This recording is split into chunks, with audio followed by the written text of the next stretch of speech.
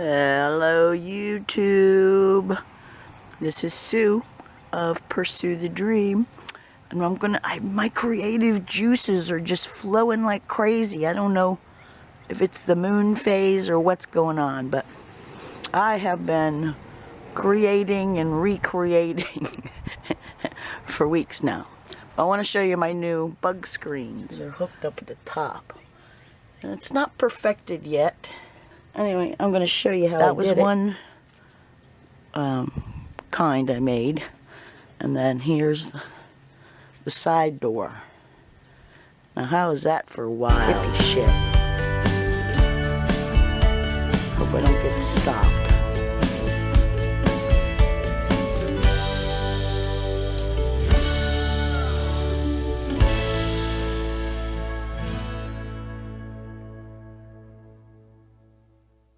Anyway, I'm really happy with it. And it slides. It's one of these magic magnet screen things. I haven't quite perfected the closing of the door. Oh, there it goes. Because, I don't know what I was thinking.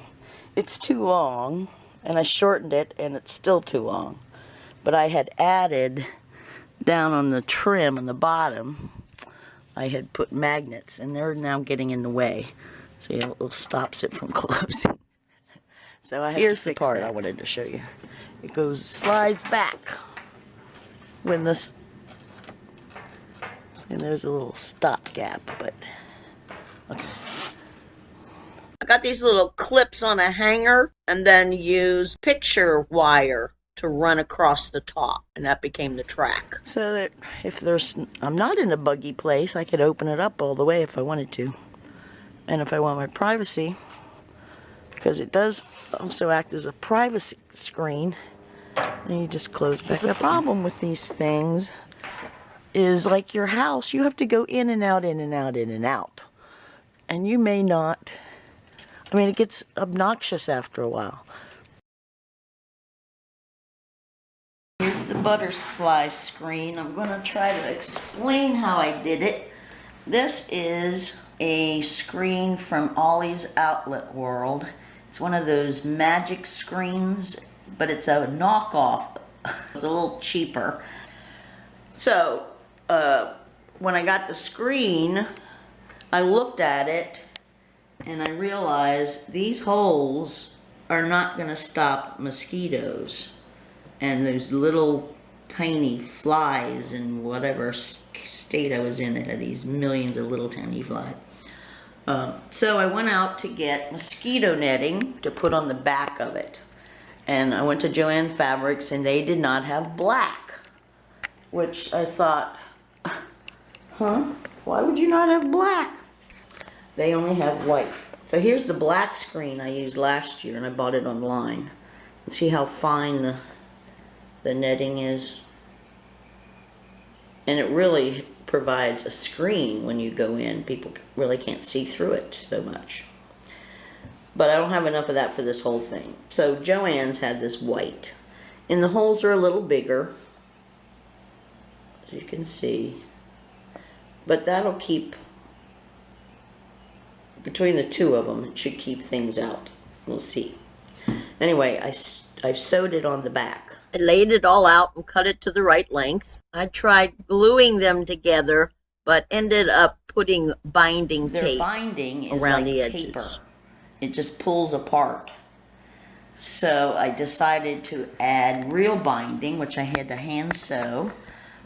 And don't look at the stitches, it doesn't really matter. And it gives it a little body. Now, I made it too long. And I'm in the process of deciding, do I also want to shorten this one? Do I shorten it up to here? Because this is a side door. And last year I had a screen that I put over there. And I think I used mainly Velcro and magnets to hold it. But you're in and out, in and out, in and out all the time. And it's annoying to have to undo everything and just to go in and get a spoon. So I wanted something that would close itself, or at least partly closed behind me, but I didn't have to rip the whole thing apart. So the sides will be permanent and the top will be permanently fixed. And then this center part, which covers right where I walk in the door. If I get it up there right, it'll automatically close. And, you know, fix the sides, and I'm really happy with that. The white turns out to work against this.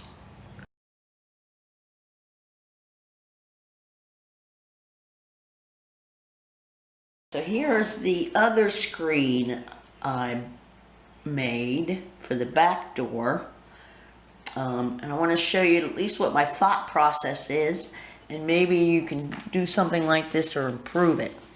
I started with a tarp. This is a 4x6. Again, I got this at Ollie's Outlet World. I don't hang out there much, but they have some things. Once in a while I go in and find it's cheaper than anywhere else. This is a cheap one, you know, it's like $5. It does have aluminum, but we don't care. It's really this part that I wanted the tarp for, and that's why I got a cheap one. So when I did this screen,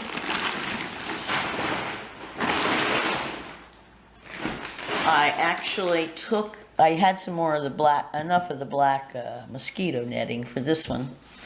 I took it and laid it on the back of this tarp and glued it around the edges. You glued it on this part with the holes, because this is very strong. You know, it needs like a frame to hang right. So that was well, my thought process. So I glued it on the back, and then I went to cut it out. And then I discovered that wasn't so easy, because now it's glued to this. So I had to be real careful. And a couple times I made a mistake. But basically, you just go through, and this isn't very fancy. You go through and you cut off the edge you don't need. There's like this string right here. And it's pretty wide. And really, if I had been thinking about it, this could have been my binding. I could have glued it on there and turned it over. Boom. That would probably be the best thing to do. And then sewed it if I wanted to. And maybe that's what I'll do next time. But as I said, I glued it first, and then I tried to cut, and it was sloppy, so there are places like this. Originally, I wanted the tarp because of the holes. But then looking at the tarp, there aren't tarps with lots of holes. I was going to hook this at the top. But I can still use the hole. But it's the only one there. Then I went around with this binding. I used this binding tape. Again, I got it from Joann's. This is double fold bias tape, quilt binding. And the reason I got quilt binding is, you know, quilts are made to be washed and worn and used so that it doesn't wear out. So here's what double fold means. It's already folded for you. You know, in the old days, you had to put all these creases in. So it's all done. This was like $3. Then you just put it over. I'll show you. After you've cut it out, you put your stuff on. You just slip it in there. And then I think I did fold it over and slip it in there. There, that's how I did it. And then I went through and sewed the edges. I pinned it first. So, you know, it was a kind of a process, but I did have to cut it down. Originally, I was just trying to cut out the center of the tarp, but I ended up, it was too wide this way, so I ended up actually cutting the top here and making it smaller. So really, you could just cut out all the sides of the tarp and work that way. So this one, and then on the sides, I just decided to get a different kind of binding. Again, that's quilt binding, because the Velcro and the things that'll hold it to the wall permanently are going to be on these sides. I wanted something wider and a little more hardy. So that is, because there's no metal where I'm putting it. I'm putting it inside the door rather than outside. So I can close the doors, never have to even touch it. But I'll still have access to the area under the bed, which starts about here. So all I have to do is flip this up. These are the magnets from the magic screen, and they'll sit on the bottom and hold it tight. The idea is not to imitate it necessarily, but take it as a stepping stone and think of what you can do. Some people use duct tape. I'm sure you've all watched the guy with the snaps. And wouldn't that be beautiful? But I don't have a sewing machine, I don't have leather, I don't have those kinds of skills. So this is like anybody could do this. That's my whole point. Watch those others. If you're inspired to do the snaps, you know, more power to you. I don't really have a screen that deserves that yet. So anyway, this is this year's model between the two, and I'll let you know as we go how it works. So I just wanted to say something about the things I used or that are available. So here, number one was the magic screen. You know, here's some pieces I cut off. The one I used was for a sliding door, so it was wider than a regular door one, but still I had to buy two. I'm pretty sure how that worked. Then there's this screening that's probably available at your local Joann Fabrics.